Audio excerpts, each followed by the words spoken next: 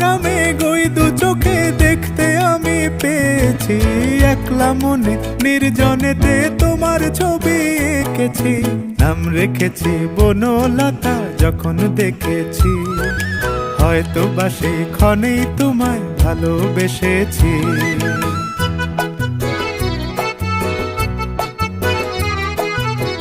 বনলতা কথা হয়ো না গো কুণ্ঠিতা, বনলতা কথা হয়ো না গো কুণ্ঠিতা।